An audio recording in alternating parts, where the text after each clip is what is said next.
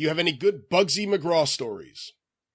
Oh, good Lord. Bugsy, I liked watching him on TV on the Florida show in the early 80s when we first got the VCRs. I thought they used him well there, where even though it was a serious wrestling territory, he could be wacky and people would believe it. He had a fun promo. He came to Memphis and had a run in Jimmy Hart's family, and I want to say it 81. was 81. Thank you very much. 81.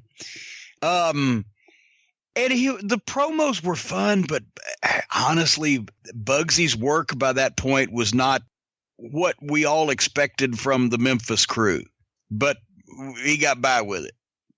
And being in the first family didn't hurt either, because he had a lot of good guys around him. But overall, he was fun. He was a fun fellow, a fine, fun fellow. Believe it or not, that may be one of my favorite versions of the first family because it's so shitty. I love it. It's because it's right after Kevin Sullivan and Wayne Ferris go to work for Ron Fuller. Or no, they don't. They go to Knoxville. Excuse me, because there's a difference at that time. Yeah, I think. Yeah. At that time, it was. I think that was Flair and Blackjack, wasn't it? Yeah, it was Flair and Blackjack. So they leave. So Jimmy Hart comes out there on crutches. I just talked about this recently because I love this promo so much. With Chick Donovan, also on crutches. Yep. And then the Nightmares, who have both been unmasked, Ted Allen and Danny Davis. And he does this sad sack interview, and then he brings out like these big boards with autographed photos to him from like Farrah Fawcett and different people, like, don't worry, Jimmy, everything will work out. And then he brings out this board with your pictures on it of all of the previous First Family members. And he says, they're all coming back. Handsome Jimmy, Austin Idol, Joe LeDuc, they're all coming back. And here's the first one, the killer, Bugsy McGraw. And Bugsy shuffles out there, and there's something I find so hysterical about this interview, about Bugsy's introduction to Memphis.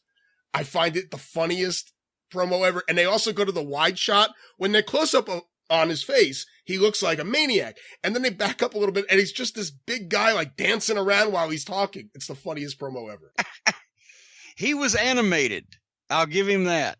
And especially with the aviator cap and the goggles and everything. He didn't get a lot of heat because he was funny, but it was great when he was a babyface in different places. It was perfect.